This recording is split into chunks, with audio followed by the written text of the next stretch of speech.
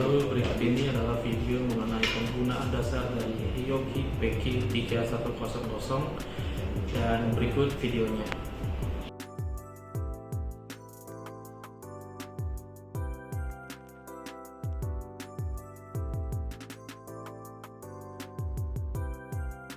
Sebagai langkah awal, Anda harus memastikan bahwa AC adapter terhubung dengan unit PK3100 dan juga memasang memory card pada bagian sisi kiri dengan cara seperti ini.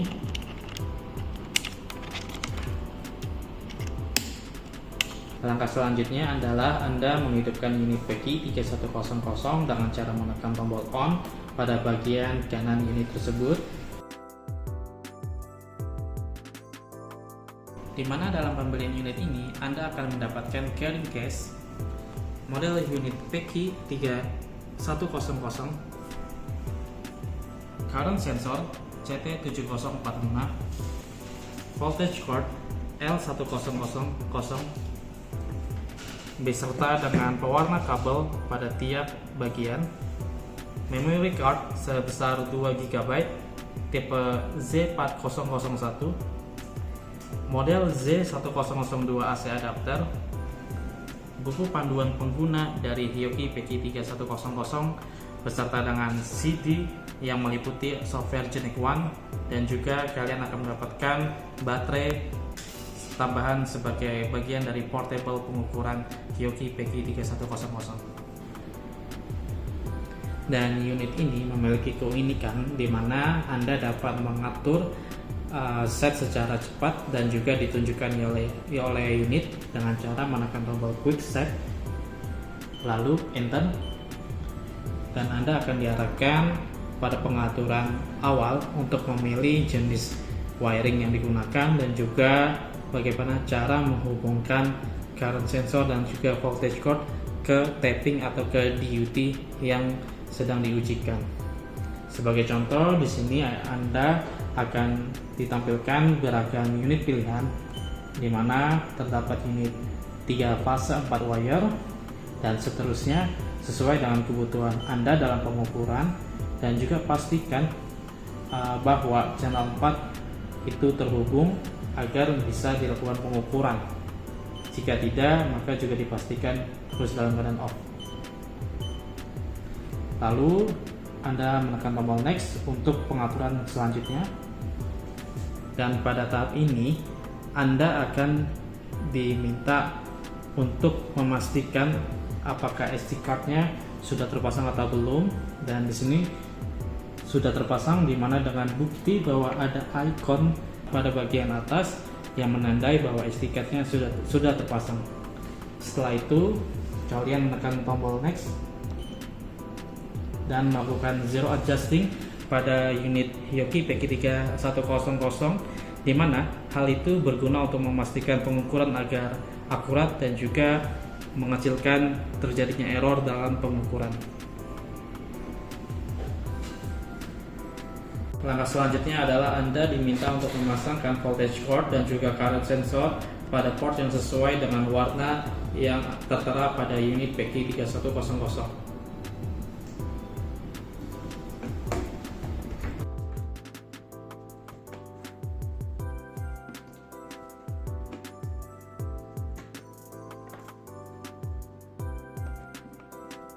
Pada pemasangan current sensor ini, Anda harus memastikan bahwa tanda panah putih sesuai dengan tanda panah pada port current sensor di unit, dan pastikan sampai terdengar suara klik.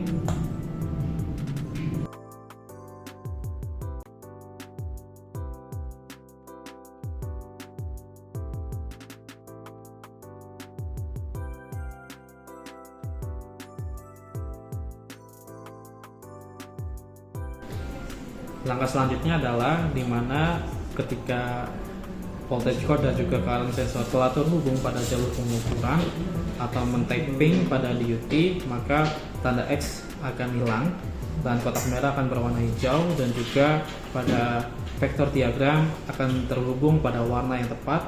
Lalu besar tegangan pada setiap fase akan muncul pada bagian tersebut, dan dapat Anda boleh melakukan pengukuran setting selanjutnya. dengan menekan tombol F2 untuk melakukan setting berikutnya. Lalu pada bagian ini Anda jika sudah memasang dengan tepat, wiring diagram akan menunjukkan warna yang tepat, dan juga pada bagian current sensor dan juga voltage cord akan menunjukkan jalur pengukuran yang tepat.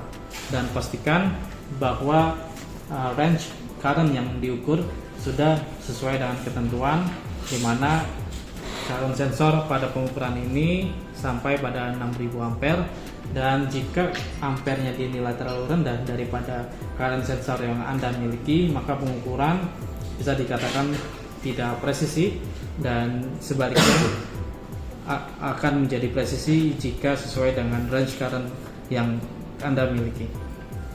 Lalu pastikan bahwa channel 1, 2, 3, dan 4 sudah sesuai dengan range pengukuran yang ditentukan.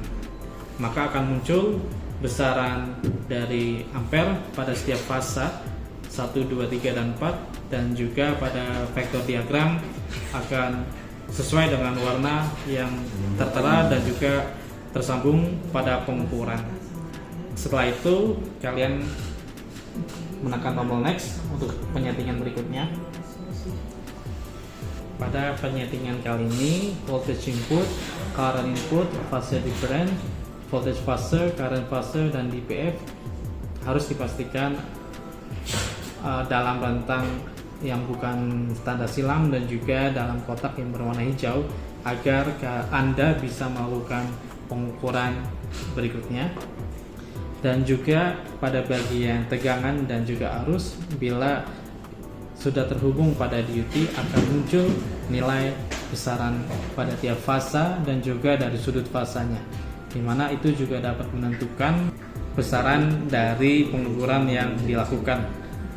PSUM di situ adalah menunjukkan jumlah dari daya aktif yang digunakan pada beban atau DUT, kemudian ada DPF sum, dan jika layar mati seperti ini, Anda tidak perlu panik. Anda hanya perlu menekan salah satu tombol untuk menghidupkan kembali. Pada bagian DPF sum itu adalah perbandingan antara daya aktif terhadap reaktif untuk menunjukkan efisiensi dari penggunaan daya listrik pada DUT yang sedang diuji coba. Dan juga pastikan pada vektor diagram sudah terhubung dengan warna yang sesuai. Setelah penyetingan selesai, Anda tinggal memencet tombol next untuk penyetingan berikutnya. Pada bagian ini Anda harus memastikan declare input voltage-nya yang mana sesuai dengan pengukuran, agar pengukurannya akurat dan juga presisi. Lalu pada bagian isi setting port, ini adalah penyetingan untuk sesuai dengan keadaan yang dibutuhkan selama pengukuran, dan juga terdiri dari parameter voltage event, inrush current, trend record only, dan juga IN 50160. Voltage event adalah untuk mengukur tegangan yang nyata pada beban yang diuji, yang mana digunakan untuk mengetahui apakah terjadi suatu kondisi abnormal ataupun tidak. Dan perlu dilihat bahwa ketika memilih voltage event, maka akan ada bagian yang berwarna biru dan juga abu-abu. Bagian yang berwarna abu-abu itu tidak masuk dalam pengukuran, dan juga yang biru itu adalah digunakan dalam pengukuran pada DUT. Kemudian Anda dapat memilih inrush current apabila terjadi lonjakan arus pada DUT yang sedang diukur. Lalu ketika ingin memilih record secara manual, dalam artian tidak terbatas pada interval waktu atau bisa dikatakan lebih dari 10 menit, Anda menggunakan fitur trend record only. Sedangkan IN 50160 itu adalah pengukuran yang sesuai dengan standar dari Europa Union pada pengukuran beban tegangan yang digunakan standar Eropa, dan parameter tersebut terdiri dari transient, swell, dip, interruption, RVC, frekuensi, dan juga flicker. Dan bisa dikatakan bahwa pengukuran voltage event bila dibandingkan dengan IN 50160 lebih lengkap IN. Jadi ini adalah balik dalam kebutuhan pengukuran yang Anda lakukan. Pada bagian voltage coil itu adalah untuk mengukur tegangan yang naik secara tiba-tiba, sedangkan yang deep itu untuk mengukur tegangan yang turun secara tiba-tiba, dan interruption adalah untuk mengetahui apakah adanya pemutusan tegangan yang tiba-tiba dilakukan ataupun yang terjadi pada DUT. Ketika telah selesai memilih isi setting course, langkah selanjutnya adalah memilih lama recording interval pada pengukuran yang Anda lakukan. Ketika selesai, Anda dapat melakukan setting lanjutan dengan menekan tombol next atau F2, dan berikut ini adalah tampilan untuk memastikan bahwa pengukuran Anda sudah sesuai ataupun belum, di mana di sini tertera bahwa memori pengukuran pada SD card recording interval selama 1 menit, dan juga menggunakan otomatisasi dari pengukuran itu. Dan perlu diperhatikan untuk waktu pengukuran dan tanggal pengukuran harus sama dengan yang waktu pengukuran yang Anda lakukan. Setelah selesai, Anda memencet tombol next F2, dan berikut ini adalah rangkuman dari setting yang telah dilakukan. Jika sudah benar dan sudah dipastikan, Anda menekan tombol N atau F5. Kemudian langkah selanjutnya adalah melakukan zero adjustment pada unit untuk memperbesar akurasi pengukuran. Langkah selanjutnya adalah start recording, enter, maka Anda sudah melakukan pengukuran pada DUT. Sekian video mengenai penggunaan dasar dari Hioki VK3100. Semoga bermanfaat, dan jika Anda membutuhkan informasi lebih lanjut, silakan menghubungi nomor di bawah ini, dan sampai jumpa pada video berikutnya.